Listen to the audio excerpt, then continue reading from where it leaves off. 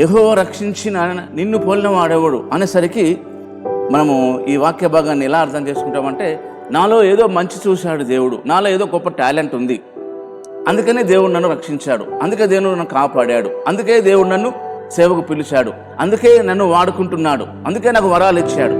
మనోడు చాలామంది వాక్యానికి ఒక భాగమే చూస్తున్నారు, ఒక భాగమే మాట్లాడుతున్నారు, ఒక భాగమే ధ్యానం చేస్తున్నారు తప్ప మరొక రెండో భాగాన్ని చూడటం లేదు. వాక్యాన్ని రెండు వైపులా చూడాలి. రెండంచుల గల ఖడ్గం. నిజమే, మన దేవుని దృష్టిలో గొప్పవారమే, ఎందుకంటే ఆయన పోలికలో ఆయన స్వరూపంలో చేయబడ్డ వారం కనుక గొప్పవారం. అంతే తప్ప మనలో ఏదో గొప్పతనం ఉన్నదని చెప్పి దేవుడు రక్షించలేదు, ఏదో గొప్పతనం ఉన్నదని మనం కాపాడడం కాదు. సహజంగా కొన్ని తలంతులు మనలో ఉంచాడు దేవుడు, అది దేవుడి నిర్మాణంలో ఒక భాగం. ఆ ప్రత్యేకతను బట్టి దేవుడు ఎప్పుడు మనల్ని చూడడు. దేవుడు ఎప్పుడు మనల్ని చూసినా మనలో తన రూపాన్ని చూసుకుంటాడు, తన పోలికను చూసుకుంటాడు.